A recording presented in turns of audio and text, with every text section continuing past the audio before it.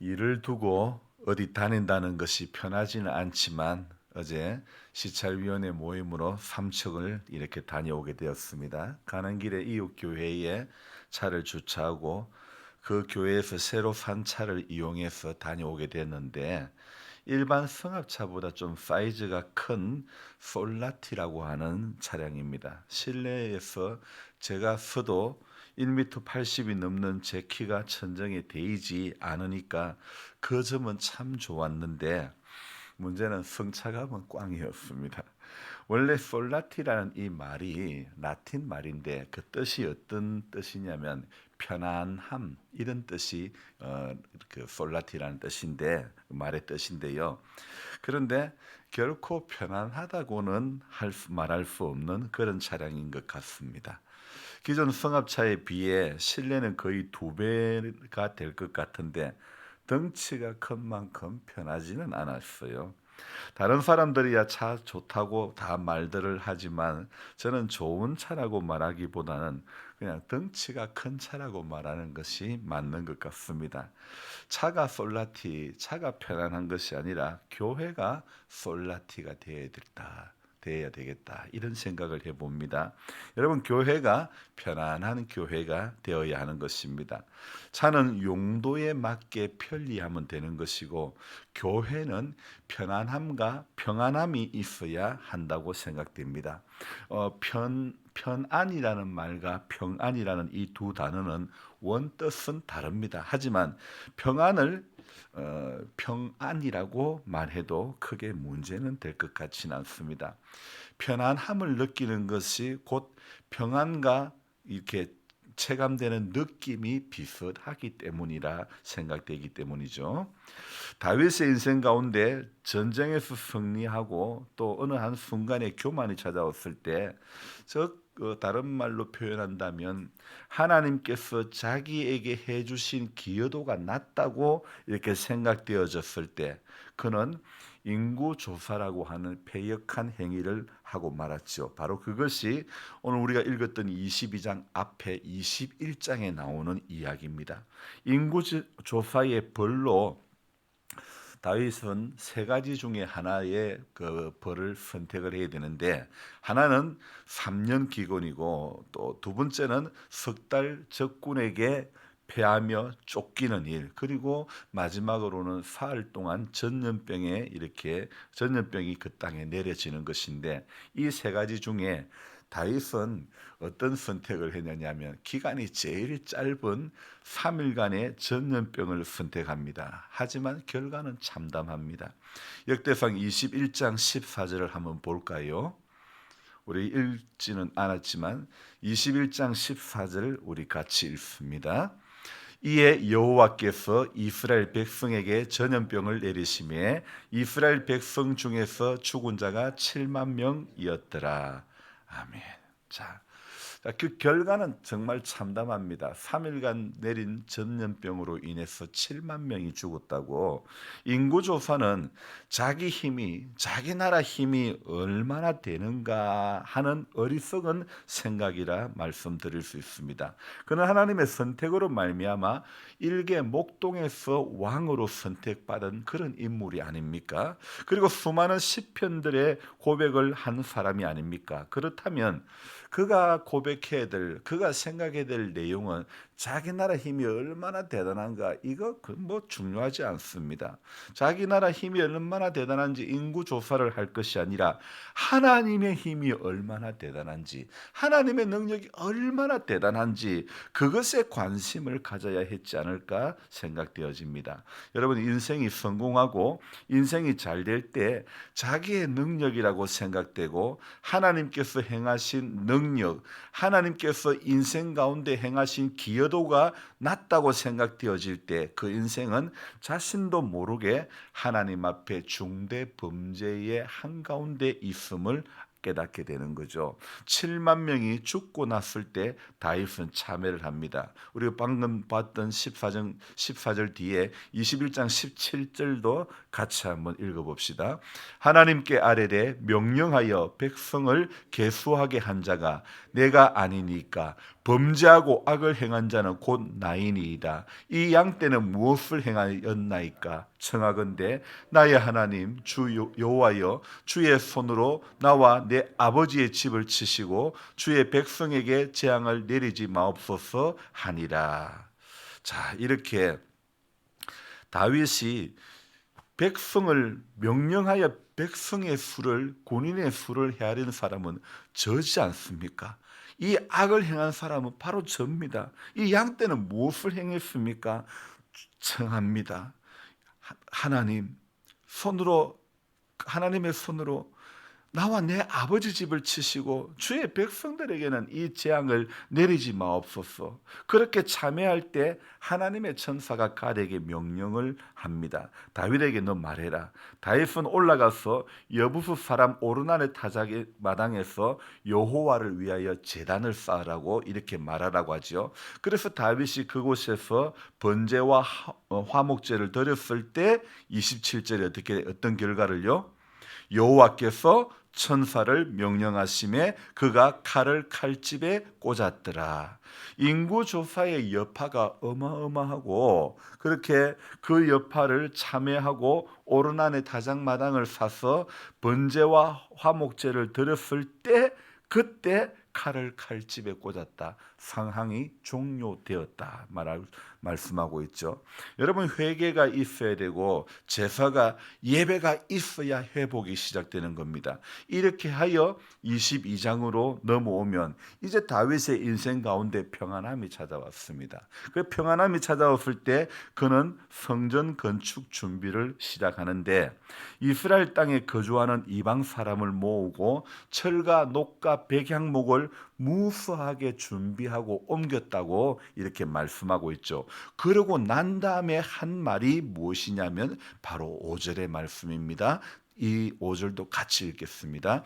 다윗이 이르되 내 아들 솔로몬은 어리고 미숙하고 여호와를 위하여 건축할 성전은 극히 웅장하여 만국의 명성과 영광이 있게 하여야 할지라. 그러므로 내가 이제 그것을 위하여 준비하리라 하고 다윗이 죽기 전에 많이 준비하였더라. 저는 이 구절을 보면서 오늘 새벽에 묵상을 하면서 이런 생각을 가져봅니다. 여러 부모가 그랬던 것처럼 어쩌면 다윗의 대리만족 같은 그런 느낌.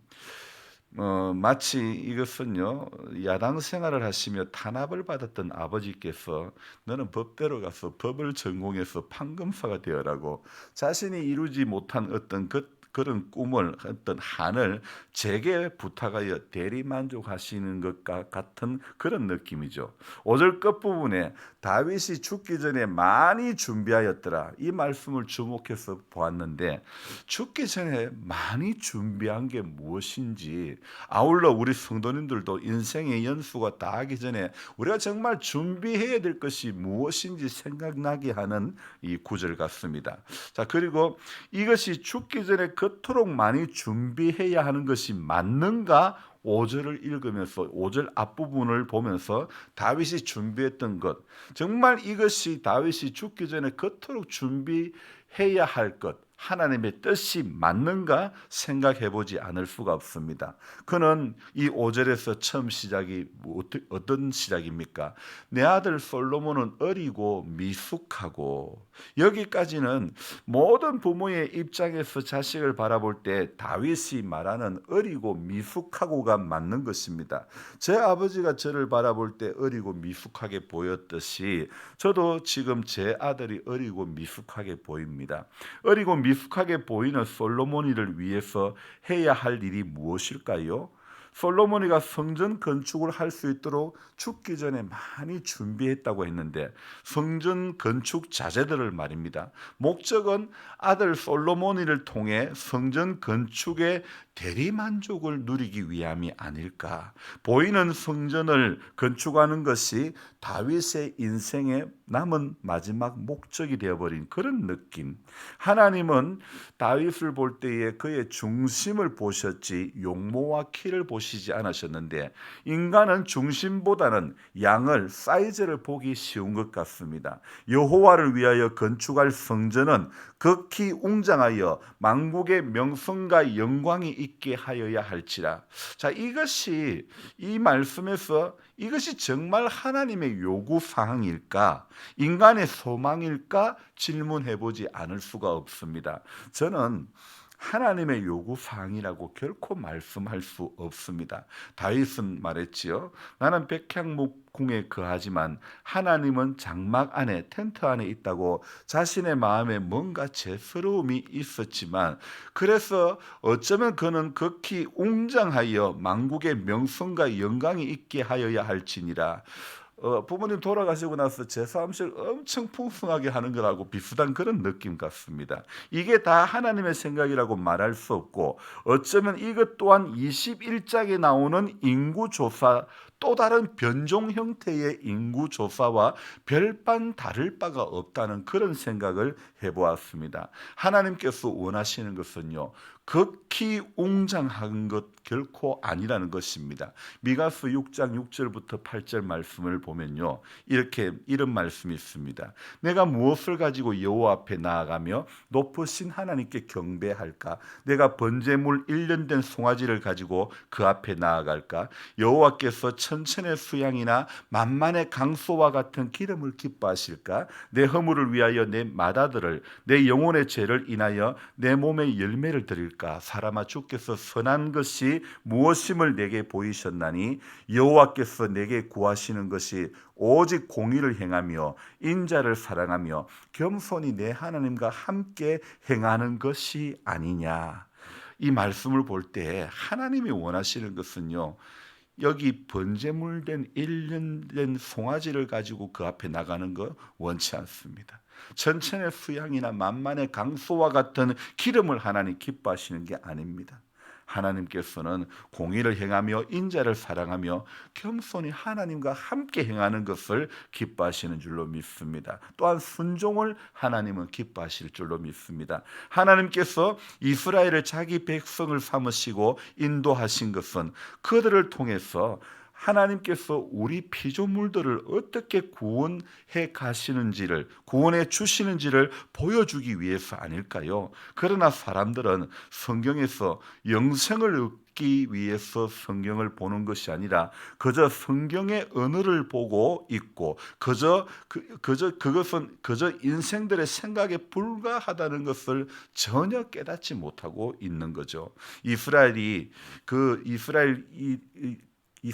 왜 그 주변 강대국에 의해서 멸망당했는지를 알아야 합니다. 하나님께서는 그들을 세상에서 최강대국으로 하나님의 백성으로 살 수 있게 해주신 분이시죠. 그러나 그들은 영생에 대해서 깨닫지 못하고 영생을 얻어야 하는 하나님의 명령을 어기는 죄를 짓는 것으로 인하여 멸망당하고 말았다는 것을 말씀하고 있지만은 성경을 보고도 깨닫지 못하고 있는 거죠. 그러니 눈에 보이는 극히 웅장함을 쫓아가는 거 아닙니까? 하나님께서 정말 죽기 전에 많이 준비하기를 원했던 것이 성전 건축 재료였을까요? 우리 한번 질문해 봅시다.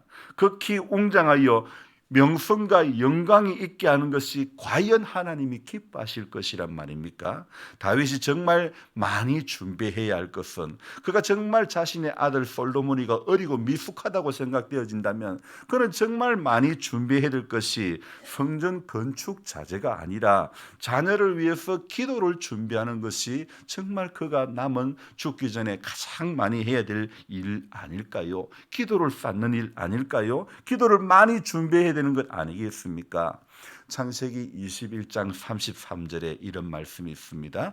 아브라함은 브엘세바에 에셀 나무를 심고 거기서 영원하신 여호와의 이름을 불렀으며, 아브라함은 미래 세대를 위해 에셀 나무를 심었습니다. 다윗은 솔로몬의 성전을 건축 위해서 많이 준비했다. 건축 자재를 많이 준비했다 했죠. 주님, 우리도 우리 자녀들과 다음 세대를 위해 기도로 에셀나무를 심어야 되는 그런 기도를 해야 되지 않을까요? 정말 기도로 자녀들의 영적인 성전을 건축해 가기를 우리는 준비하게 해달라고 기도하는 우리들 되게 해달라고 기도해야 되지 않겠습니까? 우리의 기도가 쌓이고 쌓여 우리의 자녀들은 그 쌓인 기도 위에서 하나님의 성전을 삶의 자리에서 건축해 나가야 되지 않을까요? 우리의 자녀들에게 하나님께서 함께 계시기를 원하며 우리의 자녀가 형통하여 하나님께서 말씀하신 대로 예수 그리스도로 새 사람을 입고 자신의 몸이 하나님께로부터 받은 성령의 전임을 깨달아 거룩하게 날마다 구별하여 세워가게 하시며 여호와께서 우리 자녀들에게 지혜와 총명을 주사 하나님을 밝히 알게 해주시며 하나님의 사랑 안에서 정말 주님을 더 사랑하는 방법이 무엇인지 알게 해달라고 이런 기도를 우리가 더 많이 해야 되지 않을까요? 정말 이 다윗처럼 주님 우리 자녀들이 어리고 미숙하고 이렇게 보여지고 느껴진다면 정말 하나님 앞에 우리가 기도해야 될 것, 저 역시 미련하고 약합니다. 우리들을 긍휼히 여겨주셔서 주님 앞에 오늘도 겸손한 마음으로 나아가게 하시고 기도하며 주님의 뜻을 하루하루 밝히 깨달아 알아가게 해달라고 우리 간구해야 되지 않겠습니까? 기도를 많이 쌓아 다음 세대를 위하여 준비하기를 소망하는 그런 우리 이제 인생의 남은 시간 가운데서 다윗이 죽기 전에 많이 준비했던 것이 건축 자재였다는 것.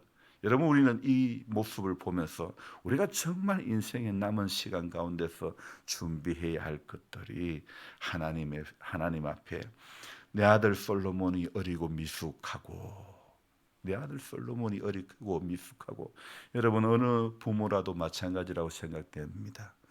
하나님 앞에서 우리가 자녀들을 볼 때에 다 어리고 미숙하게 보여지고 느껴지고 그런 생각이 들 겁니다.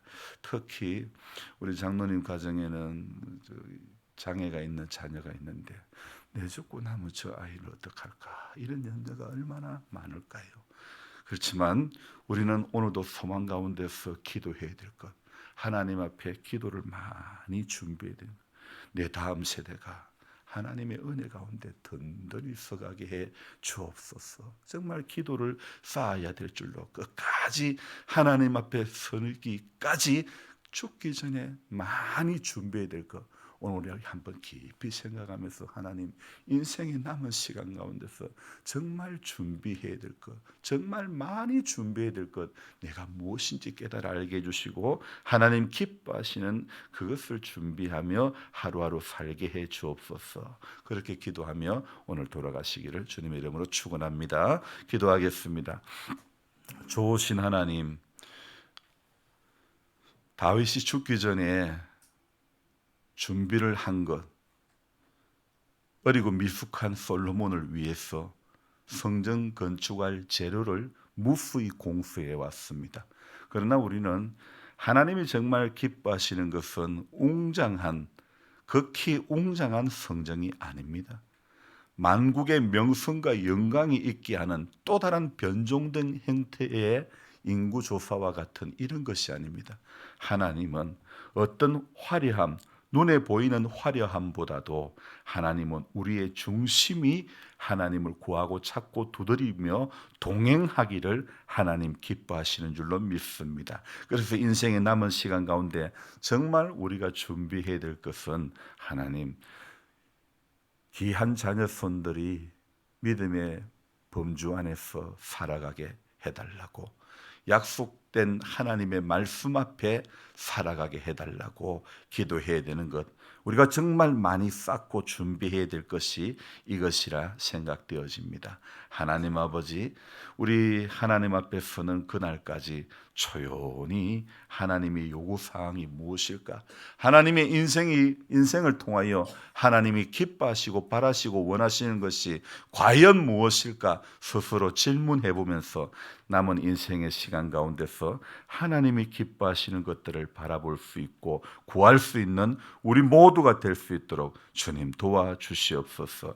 우리 하나님 아버지, 보이는 것을 구하고 보이는 것에, 눈에 보이는 것에 마음과 생각이 빼앗겨서 하나님의 선한 뜻 앞에 우리가 깨닫지 못하고 순종하지 못하고 그저 세상이 나아갔던 극히 웅장한 것, 명성과 화려함, 어떤 그런 것에 우리가 휘둘리지 않도록, 마음과 생각이 끌리지 않도록 도와주시고 오직 중심이 하나님 보시기에 오늘도 합당한 모습으로 나아갈 수 있도록 도와주시기를 원합니다. 주님, 정말 교회가 솔라티, 편안한 교회가 되게 해 주시고 또 편안과 평안이 있는 교회, 하나님 그런 교회가 되어질 수 있도록 주님 우리 교회를 불쌍히 여겨주시고 우리 교회의 영적인 분위기를 우리 주의 성령께서 오늘도 인도해 주시기를 원합니다. 하나님 아버지, 은혜가 있고 눈물이 있고 참회가 있고 하나님 감사가 있고 주를 향한 고백이 있고 결단이 있는 교회 되게 하여 주시옵소서. 주의 몸된 교회를 섬길 때에 하나님 기뻐하며 감사할 일들이 점점 더 많아지는 은혜가 우리 모두에게 있게 하여 주시옵소서. 감사를 드리며 존귀하신 예수님의 이름으로 기도드리옵나이다. 아멘. 간절한 마음으로 주여 부르고 기도합니다. 주여, 주여, 주여. 좋으신 하나님 아버지, 우리 새벽을 깨워주셔서 오늘도 감사를 드립니다. 존귀하신 하나님의 음성을 듣게 해주시고 하나님께서 정말 우리 인생이 하나님 앞에 서기 전에 준비해야 될 것이 무엇인지 깨달아 알게 해주시고 순종하는 삶이 될 수 있도록 하나님 아버지 도와주시옵소서. 오늘도 아버지 하나님, 이날 하루도 하나님을